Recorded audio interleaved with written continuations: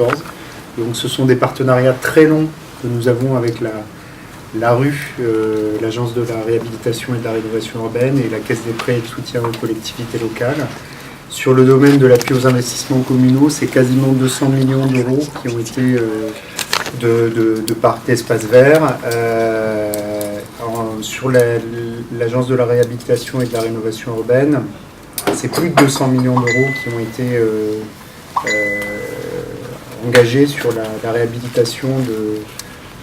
de quasiment 1000 quartiers qui ont concerné plus de 3 millions d'habitants. Et qui est une politique qui se poursuit puisque malheureusement, vous le savez, en Tunisie, comme dans d'autres pays, pour parler de la Tunisie, on a un tiers aujourd'hui du logement qui est produit, nous dit l'Institut national de la statistique,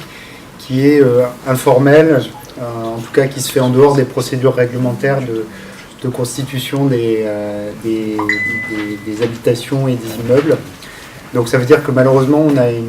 un renouvellement de ce stock de quartiers qui se construisent de manière précaire. Donc aujourd'hui, on intervient effectivement depuis une vingtaine d'années sur l'aspect, j'allais dire, curatif, c'est-à-dire la réhabilitation de ces quartiers, avec des choses très basiques. Quand vous allez dans ces quartiers avant l'intervention de la rue, il n'y a pas de route, c'est des chemins, il n'y a pas de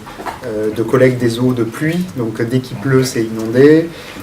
Il y a des raccordements à l'assainissement ou à l'eau potable qui ne sont pas complets. Vous avez peu ou pas d'éclairage public, donc l'intervention, vous avez peu d'équipements, pas de salle de sport, pas d'équipement culturel pour les habitants de ces quartiers qui se sont construits. Donc là, l'idée, c'est effectivement d'intervenir et de pouvoir rattraper ce retard en infrastructure et en équipement. Donc ça, c'est l'aspect, j'allais dire, un peu curatif, c'est-à-dire on vient effectivement régler un certain nombre de situations. Mais aujourd'hui, on réfléchit depuis déjà quelques années avec le ministère de l'Équipement,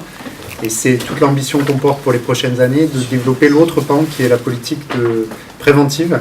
Quels outils mettre en place sur la production de l'habitat, la réservation de fonciers, de terrains qui sont disponibles aujourd'hui pour permettre d'éviter que ce phénomène ne se reproduise à l'infini et que la ville se construise de manière plus formelle en ayant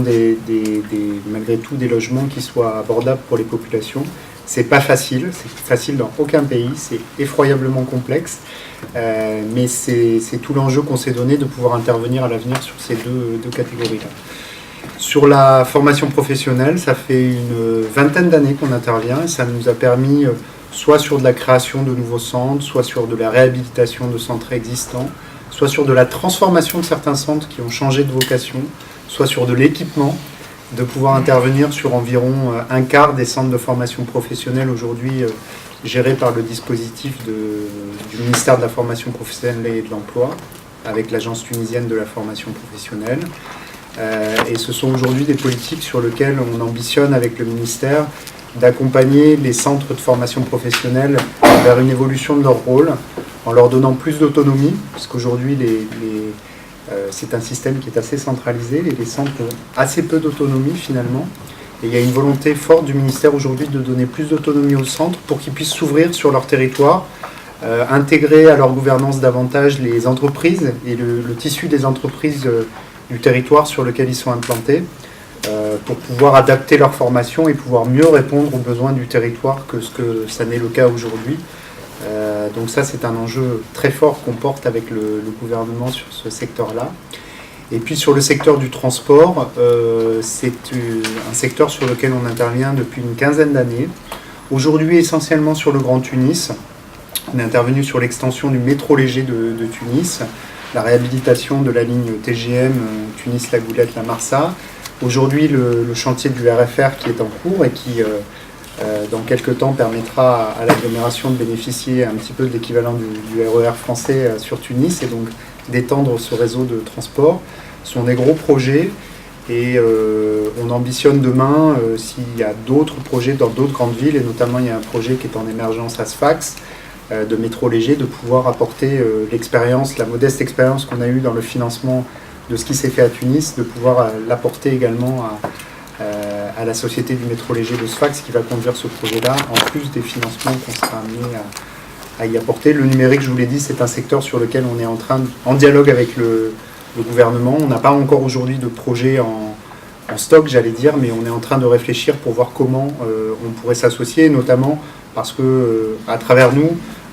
l'Agence française de développement, on peut apporter un certain nombre d'expériences, de choses qui se sont faites en France en la matière. Il y a eu un gros chantier engagé depuis une dizaine d'années sur la e-administration, les e-services publics. Et donc, c'est des choses sur lesquelles on pourrait, si le gouvernement tunisien le souhaite, apporter le retour d'expérience qu'on a sur ce qui a marché et puis ce qui n'a pas marché, ce qui fait toujours gagner du temps aussi de dire ce qui n'a pas marché